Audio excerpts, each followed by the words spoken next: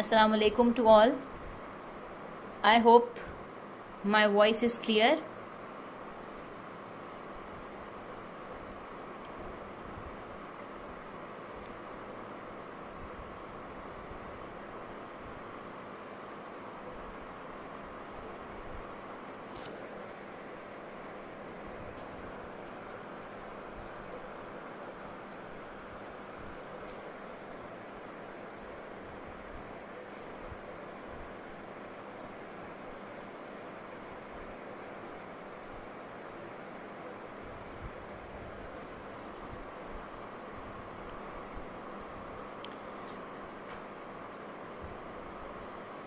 सो आज हम बात करेंगे one of the chemical senses पे and that is taste and smell will take up tomorrow इंशाल्लाह.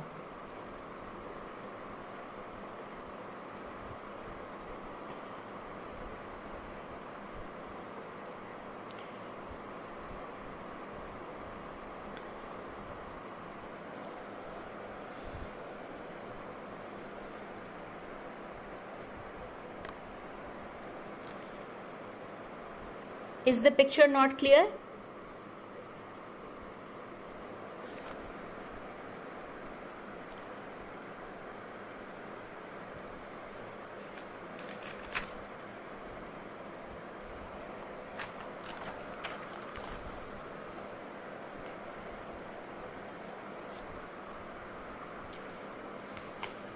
ये स्लाइड्स मैं आपके साथ शेयर कर लूंगी, तो पिक्चर की इतनी आपको वो नहीं है, आप जस्ट सुन लें.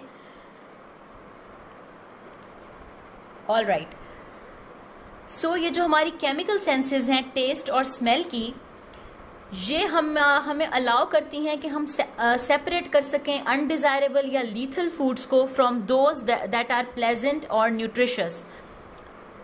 ठीक है, टेस्ट और स्मेल मिलके हमें ये डिसाइड कराता है कि हमने ये चीज खानी है या नहीं खानी है, ये चीज नॉन पॉइजनस है या ये चीज पॉइजनस है.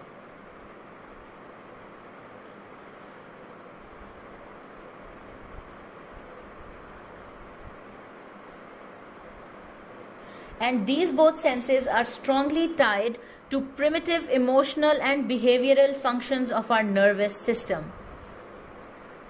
अगर कोई खाना है जिसकी हमें एवर्जन हो जाती है, कभी हम बीमार हैं, हमें वो खाना अच्छा नहीं लग रहा, तो हम उसको बाद में भी टेस्ट नहीं करते. तो ये सारा कुछ हमारा इमोशनल एंड बिहेवियरल फंक्शंस के साथ भी कनेक्टेड होता है.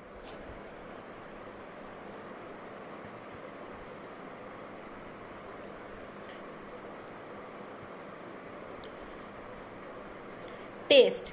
आज हम बात करेंगे टेस्ट पे. Taste is basically a function of the taste buds in the mouth. जो हमारी टंग पे टेस्ट बड्स होते हैं उसका काम है.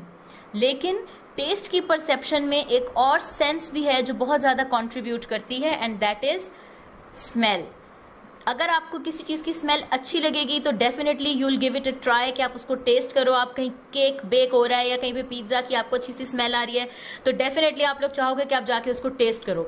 बट अगर आपको कहीं पे पंजेंट स्मेल आ रही है तो you will definitely avoid it, और ये तो आप सोच ही नहीं सकते कि आप उसको जाके टेस्ट करें. सो बोथ जो स्मेल है वो टेस्ट के परसेप्शन में बहुत ज्यादा कॉन्ट्रीब्यूट करती है. उसके साथ साथ जो टेक्सचर ऑफ फूड है और presence of substances in the food that stimulate pain endings, जैसे कि पेपर, वो भी आपके टेस्ट के एक्सपीरियंस को ऑल्टर कर देता है. तो इंपॉर्टेंस क्या है टेस्ट की? आपके डिजायर के साथ आपका फूड को सिलेक्ट करना, कि अगर किसी का दिल पेपर वाकई खाने को चाह रहा है तो उसको वो पसंद आएगा, वो जाके वो पेपर डेफिनेटली खाएगा. लेकिन जिसको नहीं पसंद वो उसको ट्राई नहीं करेगा. ठीक है. और दूसरा, मेटाबॉलिक नीड के साथ भी ये लिंक्ड होता है.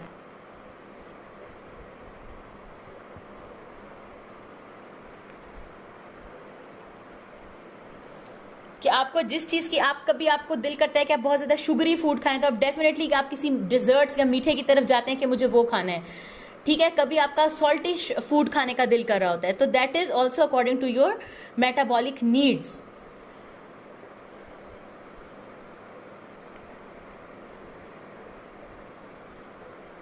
So what are the primary sensations of taste? Studies have identified that there are at least 13 possible or probable chemical receptors in the taste cells.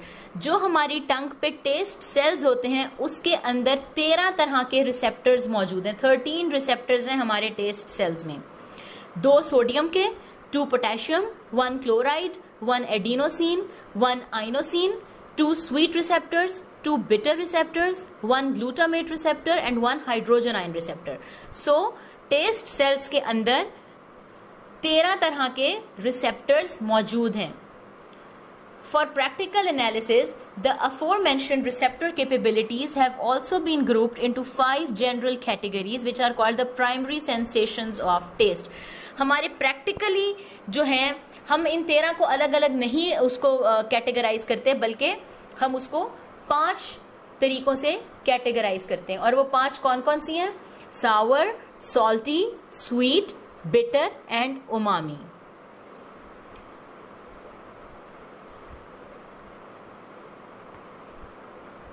So we have 5 primary sensations of taste. जैसे हमारे 3 primary colors हैं उसी तरह से हमारे 5 primary sensations of taste मौजूद हैं.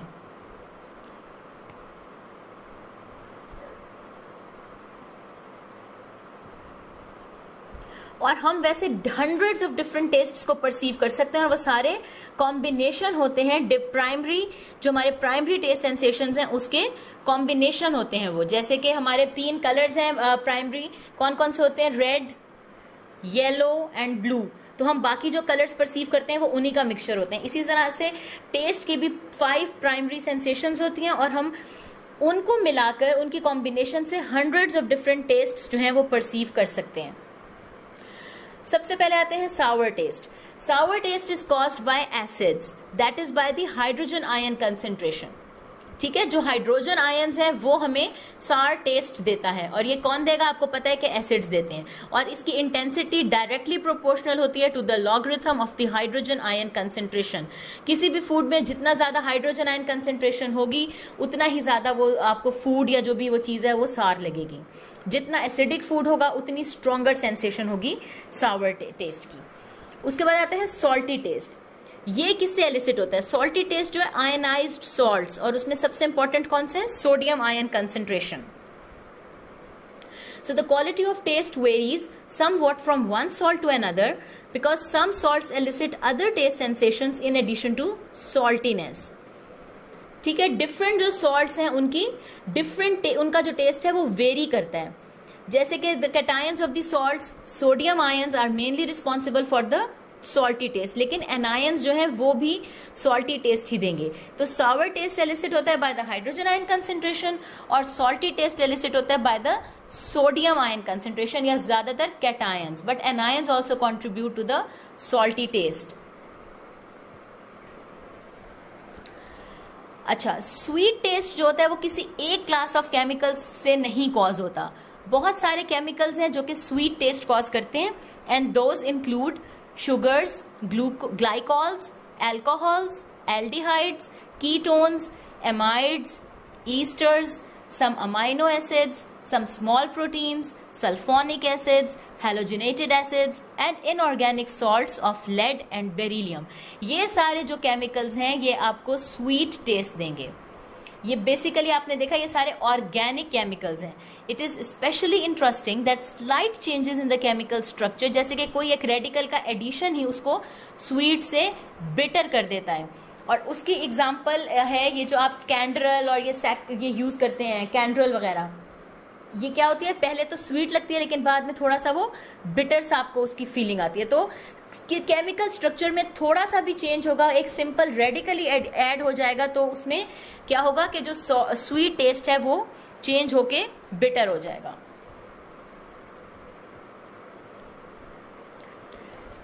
Bitter क्या होता है? Bitter like the sweet taste is not caused by any single type of chemical agent. ये भी जैसे हमने कहा था कि सावर जो है वो हाइड्रोजन आयन से है, सॉल्टी जो है वो सोडियम आयन से है, लेकिन स्वीट को हमने कहा कि बहुत तरह के केमिकल्स हैं जो उसको कॉज करता है. इसी तरह बिटर जो है वो भी एक सिंगल टाइप ऑफ एजेंट को कॉज नहीं कर रहा. ये भी सारे ऑर्गेनिक सब्सटेंसेस होते हैं और इसकी भी 2 क्लासेस हैं. अब बिटर टेस्ट वाले एक हैं long chain organic substances that contain nitrogen और दूसरी है alkaloids. Alkaloids include many of the drugs used in medicine. जो आपकी फार्माकोपिया सारी है वो सारी जो है वो एल्कलॉइड्स हैं, जैसे कि कुनीन, कैफीन, स्ट्रिक्नीन, निकोटीन। ये सारे जो होते हैं एट फर्स्ट इनका थोड़ा सा स्वीट टेस्ट होता है बट बिटर आफ्टर टेस्ट होता है, कॉफी का हो गया या कोई और हो गया। So this is true of saccharin which makes this substance objectionable to some people. Bitter taste when it occurs in high intensity causes the person or animal to reject the food. अगर कोई चीज आपको bitter लगेगी तो definitely आप उस food को reject कर देंगे। जैसे कि करेला हो गया, बहुत सारे लोगों को नहीं पसंद। इसी तरह से आप कैफीन, मुझे नहीं लगता है कि कैफीन कोई ऐसा होगा, वेरी रेयर पीपल जो कैफीन नहीं पसंद करेंगे, बट स्टिल कुछ लोग ऐसे होते हैं जो कि इस तरह की चीजों को रिजेक्ट कर देते हैं। अच्छा, और बिटर टेस्ट की क्या इंपॉर्टेंस है कि important function rejection of food bitter taste का क्यों इंपॉर्टेंट है? क्योंकि जो डेडली टॉक्सिन्स होते हैं जो पॉइजनस प्लांट्स में मौजूद हैं वो एल्कलॉइड्स होते हैं और वो सारे बिटर होते हैं।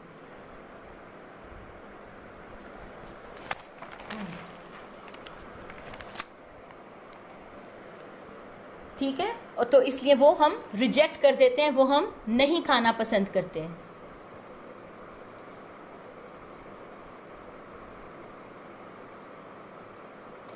उसके बाद आते हैं उमामी टेस्ट। उमामी बेसिकली एक न्यू टेस्ट है। पहले 4 सेंसेशंस थी, फिर इन्होंने इसको 5th sensation of taste add की और वो है umami. Umami is a Japanese word which means delicious, और ये एक प्लेजेंट टेस्ट सेंसेशन है जो कि स्वीट, सावर, बिटर और सॉर चारों से डिफरेंट है, इसलिए उन्होंने इसको एक अलग कैटेगरी दी।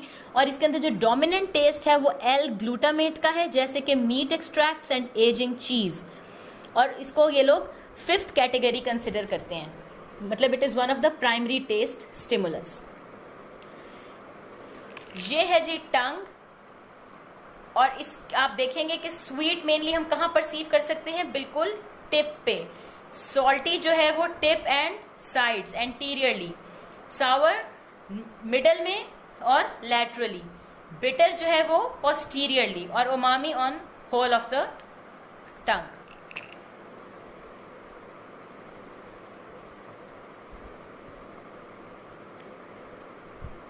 अब ये थ्रेशोल्ड्स एंड टेस्ट के क्या चीज आपको कितनी नॉर्मेलिटी या कितनी मोलर कंसेंट्रेशन में होगी तो आप उसको टेस्ट का वो थ्रेशोल्ड है मिनिमम। जिस तरह साउंड का थ्रेशोल्ड होता है इसी तरह से टेस्ट का थ्रेशोल्ड है। हाइड्रोक्लोरिक एसिड के लिए 0.0009 N है।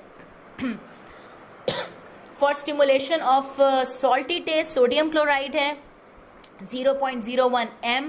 स्वीट टेस्ट सुक्रोज का वो भी 0.01 M, और बिटर टेस्ट कुनीन का इज 0.000008 M। तो इससे हमें यह पता चला कि बिटर टेस्ट सेंस जो है वो सबसे ज्यादा सेंसिटिव है, कि आपको कितनी पावर 0.50 हैं तो उस इतनी सी भी आपको फील होगी तो वो आपका थ्रेशोल्ड फॉर बिटर टेस्ट आ जाएगा। और इसका फायदा क्या है? ये इंपॉर्टेंट प्रोटेक्टिव फंक्शन है against many dangerous toxins in the food. So these were the 5 sensations of taste. अब एक चीज होती है टेस्ट ब्लाइंडनेस। जिस तरह हमने कलर ब्लाइंडनेस था जिसमें कलर्स परसीव नहीं होते थे, इसी तरह से कुछ टेस्ट ऐसे हैं जो कि लोग परसीव नहीं कर सकते। और वो कौन से कंपाउंड्स हैं? जो some people who are taste blind, they are taste blind for different types of thiourea compounds. तो साइकोलॉजिस्ट जो हैं जो सब्सटेंस को यूज करते हैं टेस्ट ब्लाइंडनेस डेमोन्स्ट्रेट करने के लिए वो है फिनाइल थायोकार्बामाइड, और ये 15 to 30% of all people exhibit taste blindness. So if any of you want to get tested for taste blindness, go for the testing with phenyl thiocarbamide.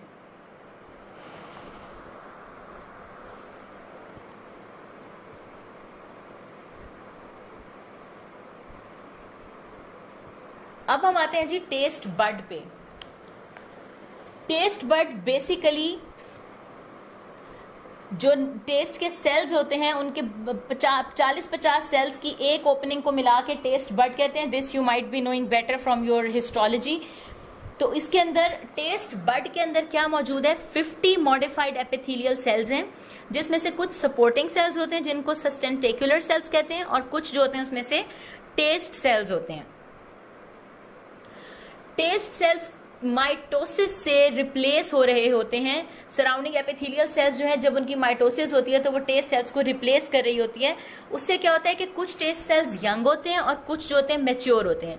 जो मैच्योर होते हैं वो बड के सेंटर में होते हैं, ठीक है, और जो साइड्स पे होंगे वो यंग सेल्स होंगे। सो इनका लाइफ स्पैन क्या है, 10 days in lower mammals but unknown for humans. Humans के लिए हमें नहीं पता कि इन टेस्ट सेल्स का क्या लाइफ स्पैन है, but we know that the taste cells are being replaced by the mitotic division of the surrounding epithelial cells, कि ये टेस्ट सेल्स जो हैं ये रिप्लेस होते रहते हैं।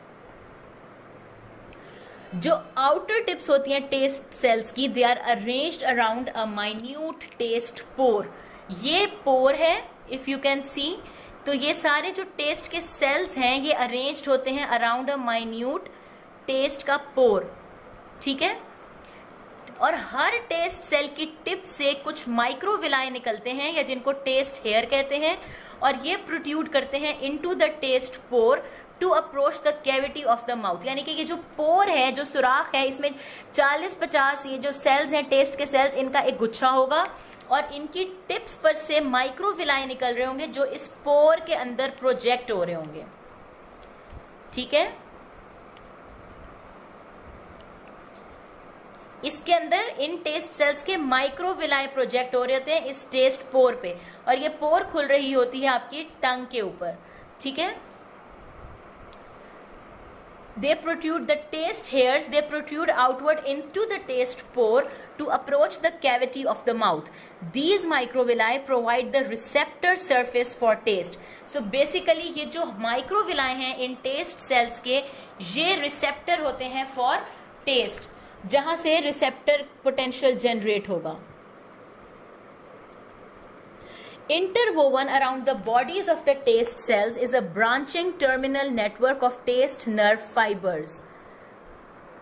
अब यहीं पर ये इंटरवोवन होगा, ये आपको नजर आ रहा है ये येलो वाले, ये जो इस पिक्चर में ये जो येलो हैं ये सारे उसके अंदर इंटरवोवन हुए हैं टेस्ट सेल के अंदर, ये नर्व फाइबर्स। और ये कौन स्टिमुलेट करेगा इन नर्व फाइबर्स को? टेस्ट के रिसेप्टर सेल्स। और सेल मेम्ब्रेन के नीचे नियर द फाइबर्स वेसिकल्स होते हैं, जिसमें कहते हैं कि they contain a neurotransmitter which is release through the cell membrane to excite the nerve fibre endings in response to taste stimulation.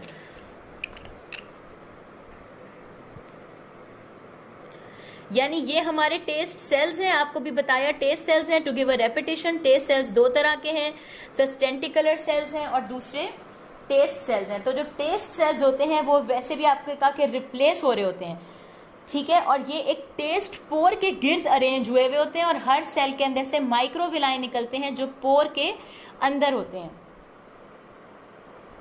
और ये माइक्रोविलाई जो है ये ओपनिंग ऑफ द माउथ में, कैविटी ऑफ द माउथ में protrude करते हैं, और ये रिसेप्टर सरफेस होती है।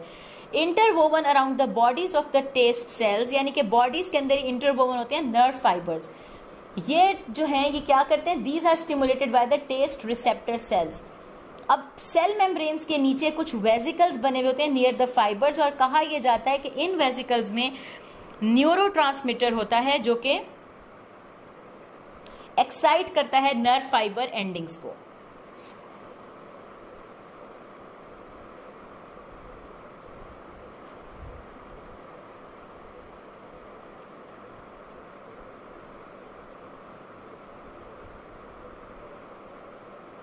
अब आते हैं ये हमारे ये आपने देखा कि ये एक पूरा टेस्ट बड है, ये सारे टेस्ट सेल्स हैं, ये अरेंज्ड है। इस तरफ इसकी ओपनिंग है, ये जो गस्टेटरी हेयर्स निकले हुए हैं ये ओपन हो रहे हैं कैविटी ऑफ द माउथ में, और यहाँ पे ये जो यहाँ पे नर्व फाइबर्स थे ये सारे कनेक्ट होके क्रेनियल नर्व्स तक टेस्ट के फाइबर्स को लेकर जा रहे हैं, ठीक है। नर्व फाइबर्स हैं यहाँ पे रिसेप्टर पोटेंशियल जनरेट होगा और फिर टेस्ट फाइबर आगे जाएगा towards the brain.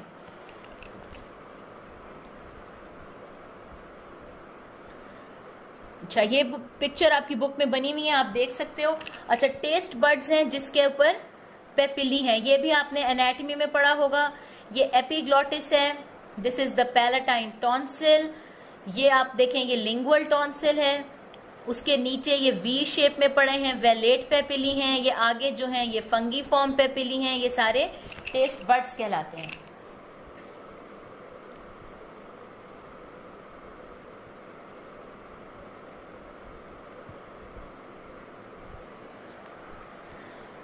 The taste buds are found on 3 types of papillae of the tongue। 3 तरह के पेपिलीज पे ये टेस्ट बर्ड्स पड़े हुए हैं। ये जो हमने बताया कि हर एक में 50-50 सेल्स थे और वो टेस्ट पोर खुल रहे थे, वो कहाँ पे हैं? 3 तरह के पेपिली पे। Large number of taste buds are on the walls of the troughs that surround the circumvallate papillae, जो कि वी लाइन बनाते हैं ऑन द पोस्टीरियर टंग। ठीक है, सर्कमवेलेट जो है पोस्टीरियरली पड़े हुए हैं।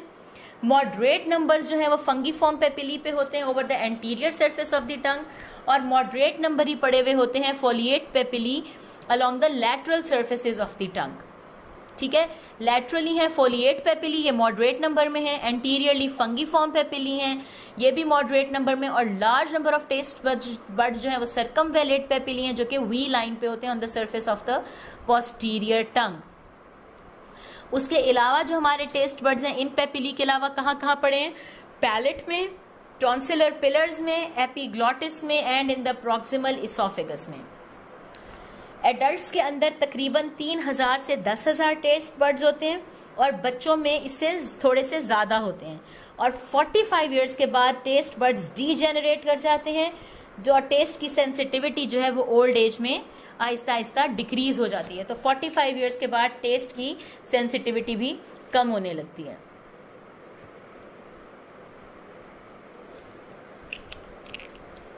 दिस यू कैन सी, ये वाले जो हैं सर्कमवेलेट पेपिली हैं पोस्टीरियरली, ये लैटरली जो है फोलिएट पेपिली हैं और एंटीरियरली फंगीफॉर्म पेपिली हैं।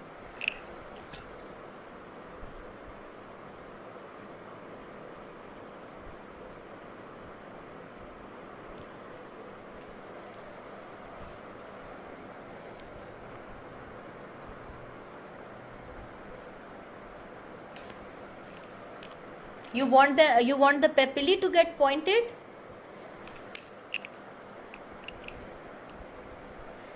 ये देखिए, अब नजर आ रहे हैं, ये जो पोस्टीरियरली पड़े हैं ये सर्कमवेलेट पेपिली हैं, ये मैक्सिमम नंबर में होते हैं। लैटरली जो है हमारे पास फंगीफॉर्म पेपिली हैं, सॉरी फोलिएट पेपिली हैं, और एंटीरियरली जो है डॉर्सल सरफेस पे यहाँ पे फंगीफॉर्म पेपिली हैं।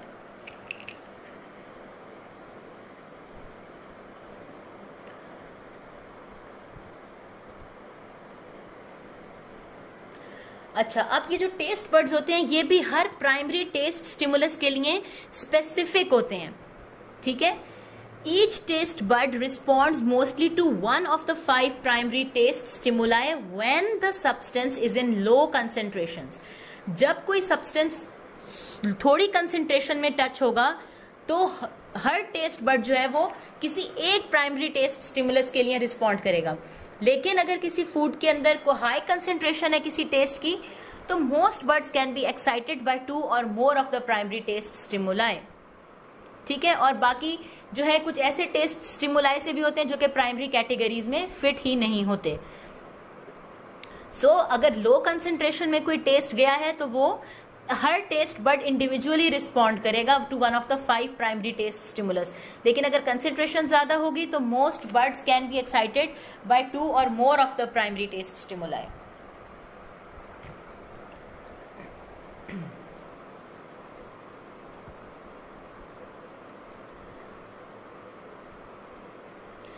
अब कैसे स्टिमुलेट होता है टेस्ट बर्ड, इसका मैकेनिज्म क्या है? आपने पहले एक टेस्ट हेयर के ऊपर टेस्ट सब्सटेंस अप्लाई किया। ठीक है, सपोज आपने कोई चीज टेस्ट किया है, कोई स्वीट चीज है, तो उससे क्या होगा? नेगेटिव पोटेंशियल जो सेल के अंदर बना हुआ है उसका पार्शियल लॉस होगा, और जब भी नेगेटिव पोटेंशियल कम होगा तो उसका सेल क्या हो जाएगा? वो डीपोलराइज हो जाएगा। This change in electrical potential in the taste cell is called the receptor potential for taste. So receptor potential कब generate होगा? जब negativity का loss होगी अंदर से और negative potential generate होगा। This change is called the receptor potential. So basically क्या होता है कि टेस्ट का जो केमिकल है वो बाइंड करता है to a protein receptor molecule. ठीक है, जो रिसेप्टर मॉलिक्यूल्स होते हैं उससे वो टेस्ट का केमिकल बाइंड करेगा। That binding will lead to opening of the ion channels,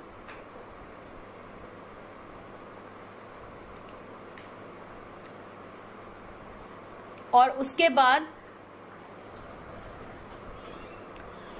positively charged sodium ions और हाइड्रोजन आयन एंटर होंगे and that will depolarise the normal negativity of the cell. यानी जो अंदर नॉर्मल नेगेटिविटी पड़ी थी, जब positively charge या तो सोडियम या हाइड्रोजन अंदर आएंगे तो नेगेटिविटी कम होगी, जिसकी वजह से डीपोलराइजेशन स्टार्ट होगी। और जो टेस्ट केमिकल था जिसने ये बाइंड किया था प्रोटीन के साथ, प्रोटीन रिसेप्टर मॉलिक्यूल के साथ, वो वॉश अवे हो जाएगा बाय द सलाइवा और स्टिमुलस जो है वो रिमूव हो जाएगा। So the type of receptor protein in each taste villus determines the type of taste that will be perceived. So basically जो रिसेप्टर प्रोटीन्स पड़ी हुई हैं टेस्ट के विलाय में, वो बताएंगी कि कौन सा टेस्ट उस वाले विलस ने परसीव करना है।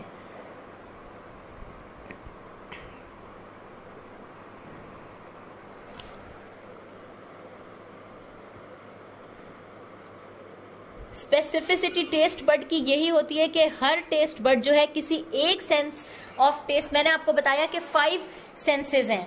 उसामा अली ने पूछा है कि स्पेसिफिसिटी जो है ना उस स्लाइड की वो समझ नहीं आई। जो हर अगर लो कंसंट्रेशन में आप कोई टेस्ट चख रहे हो तो हर टेस्ट बड की ये खसूसियत होती है कि वो कोई सा एक टेस्ट स्टिमुलस को डिटेक्ट करे या उसको रिस्पॉन्ड करे। लेकिन जब आप हाई कंसंट्रेशन में वो चीज लोगे तो 2 और मोर टेस्ट स्टिमुलाई जो है वो टेस्ट बड जो है वो 2 और मोर स्टिमुलस से भी वो एक्साइट होगा। ठीक है, तो जो जो basically specificity depends on the concentration. अगर आपने लो कंसंट्रेशन में कोई टेस्ट किया है तो वो कोई सी भी एक टेस्ट स्टिमुलस को रिस्पॉन्ड करेगा हर टेस्ट बड। लेकिन अगर ज्यादा कंसंट्रेशन है तो ज्यादा टेस्ट बड्स एक्साइट हो जाएंगे, मोर देन 2।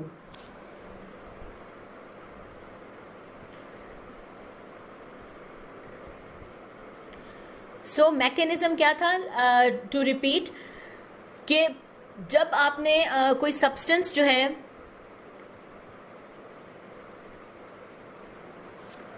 आपने चखा तो टेस्ट केमिकल जो है वो बाइंड करेगा प्रोटीन रिसेप्टर मॉलिक्यूल से। That will open the ion channels. Ion channels जो है वो पॉजिटिवली चार्ज या तो सोडियम या हाइड्रोजन, अगर सॉल्टी है तो सोडियम आयंस को अलाउ करेगा, अगर सार फूड है तो हाइड्रोजन आयंस एंटर होंगे, और जो सेल के अंदर नॉर्मल नेगेटिविटी मेंटेन थी वो कम हो जाएगी, सेल डीपोलराइज हो जाएगा, और जो केमिकल जिसने उस रिसेप्टर प्रोटीन रिसेप्टर को एक्टिवेट किया था वो वॉश अवे हो जाएगा और स्टिमुलस खत्म हो जाएगा। So basically the receptor protein will determine the type of taste that will be perceived.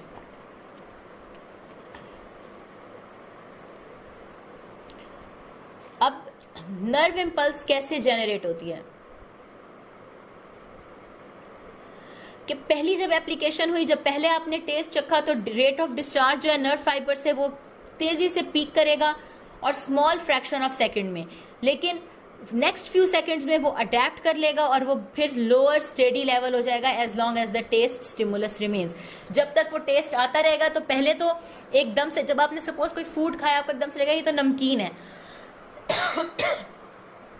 फिर आप उसको नेक्स्ट थोड़ी देर बाद आप उसका लोअर स्टेडी लेवल अचीव कर लोगे। Thus, a strong immediate signal is transmitted by the taste nerve and a weaker continuous signal is transmitted as long as the taste bud is exposed to the taste stimulus.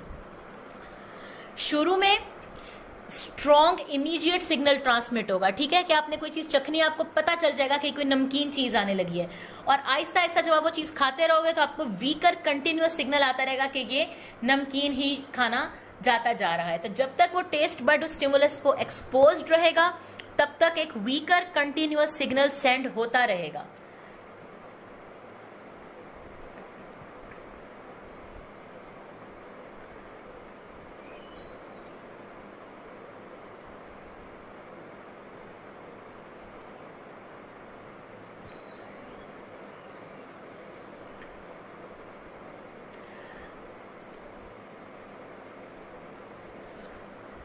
So this was how the taste buds are stimulated. कैसे उसमें receptor potential generate होता है और कैसे nerve impulse generate होती है।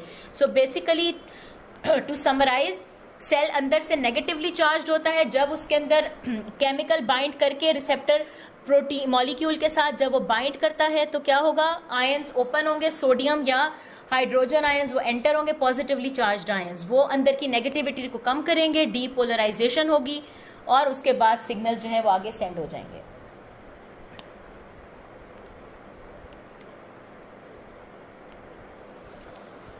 अच्छा, अब आते हैं transmission of taste signals into the central nervous system. अब यहां तक तो हमने टेस्ट सिग्नल्स जनरेट हो गए।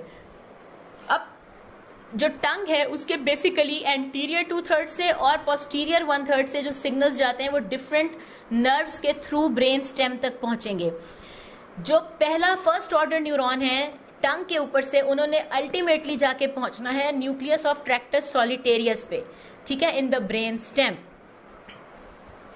जो एंटीरियर 2/3 ऑफ द टंग है, they take the taste impulses via the lingual nerve, through the chorda tympani, the facial nerve and finally in the tractus solitarius in the brainstem। यहाँ पे first order neuron खत्म होंगे।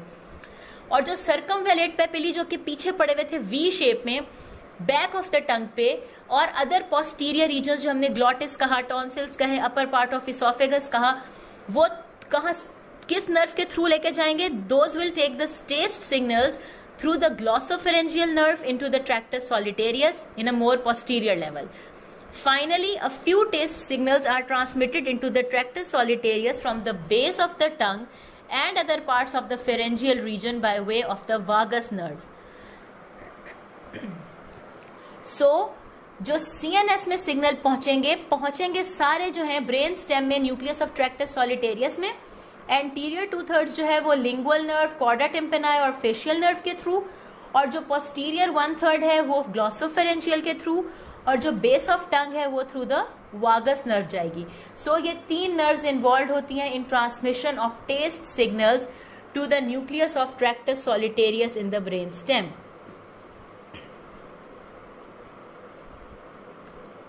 ठीक है, this one is the chorda tympani, ये वाली, ये आप देख रहे हो, ये कॉर्डा टिम्पेनाई एंटीरियर 2/3 से लेके जा रही है via the 7th nerve into the nucleus of solitary tract, और ये जो पोस्टीरियर 1/3 है ये ग्लॉसोफेरेंजियल नर्व के थ्रू ये भी आ रही है, लेकिन ये पोस्टीरियरली आ रही है in the nucleus tractus solitarius में। ये हमारे फर्स्ट ऑर्डर न्यूरॉन्स टंग से शुरू होकर कुछ कॉर्डा टिम्पेनाई 7th नर्व और बाकी 9th नर्व और फ्यू जो है वो 10th नर्व से होते हुए फर्स्ट ऑर्डर न्यूरॉन्स यहां तक आ गए in the nucleus tractus solitarius। यहां से सारे जाएंगे second order neurons to a small area of the ventral posterior medial nucleus of the thalamus में।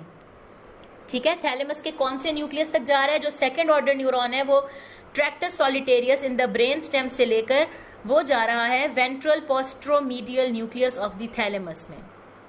ठीक है,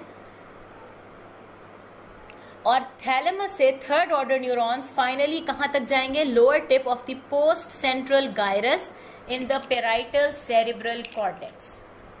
ठीक है, पेराइटल लोब में जी पड़ा हुआ है थर्ड ऑर्डर न्यूरॉन्स टेस्ट का। सो कौन सा पार्ट ऑफ द कॉर्टेक्स जो है वो इन्वॉल्व हो गया? Parietal cerebral cortex, post central gyrus, और उसकी भी लोअर टिप।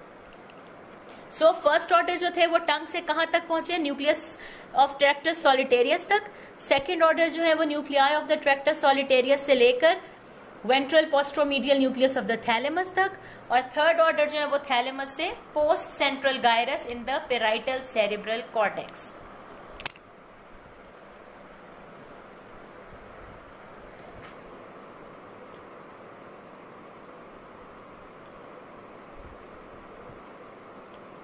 अब these taste reflexes are integrated in the brain stem.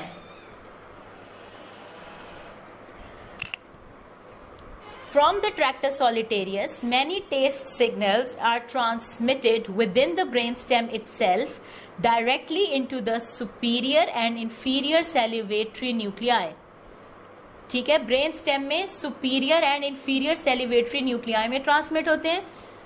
These areas transmit signals to the submandibular, sublingual and parotid glands to help control the secretion of saliva during the ingestion and digestion of food. So कुछ integration जो है वो brain stem में भी test reflexes की होती है, जो कि सलाइवरी सिक्रीशंस को कंट्रोल करती हैं.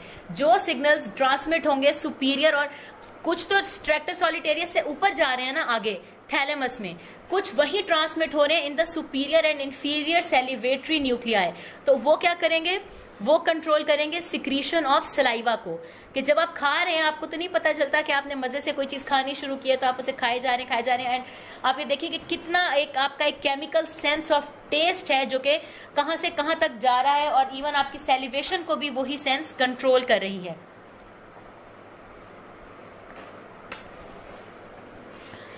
So even the secretion of saliva is being controlled via these taste reflex. So this is one of the taste reflex. अब अडेप्टेशन कैसे होती है? टेस्ट सेंसेशंस रैपिडली अडेप्ट करेंगे, ठीक है. टेस्ट बड्स जो हैं, adaptation of the taste buds themselves accounts for no more than half of this. Therefore, the final extreme degree of adaptation that occurs in the sensation of taste almost certainly occurs in the CNS itself, although the mechanism and site is not known. ये कहाँ पे होती है, कैसे होती है, ये भी नहीं पता, लेकिन जो फाइनल मतलब टेस्ट बड्स भी अडेप्ट करते हैं, और जो उसकी फाइनल अडेप्टेशन है वो CNS में होती है, सेंट्रल नर्वस सिस्टम में.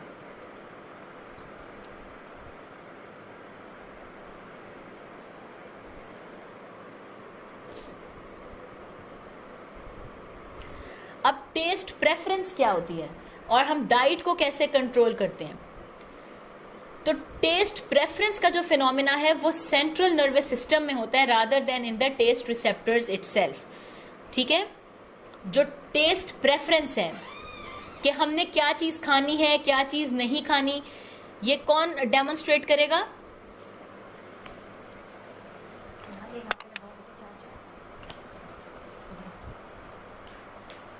इधर स्विच पे लगा के खड़े हो जाओ. सो यह कैसे हमें पता चला कि हमने किस फूड को पसंद करना है और किसको नहीं करना? अब हमने कुछ एक्सपेरिमेंट्स किए, जैसे कि एड्रीनल एक्टमाइज्ड एनिमल्स जो थे जिनमें हमने एड्रीनल ग्लैंड को रिमूव कर दिया, वो क्या थे? सॉल्ट डिप्लीटेड हो गए थे. तो उन्होंने क्या किया, हमने उनके पास डिफरेंट तरह के पानी रखे, तो उन्होंने वो वाला पानी ऑटोमेटिकली सेलेक्ट किया जिसके अंदर high concentration of sodium chloride थी. ठीक है, ताकि उनकी बॉडी उस नीड को पूरा कर सके. इसी तरह से एक एनिमल को एक्सेसिव अमाउंट ऑफ इंसुलिन दी गई, उसकी वजह से उसके शुगर लेवल्स कम हो गए, तो उस एनिमल ने कौन सा वाटर चूज किया? स्वीटेस्ट फूड को चूज किया. तो इसका मतलब यह है कि जो टेस्ट प्रेफरेंस है that is something related to the central nervous system. और तीसरा क्या किया कि कैल्शियम डिप्लीटेड पैराथायरॉइडेक्टमाइज्ड एनिमल्स जो थे उन्होंने वो पानी चूज किया जिसके अंदर high concentration of calcium chloride थी.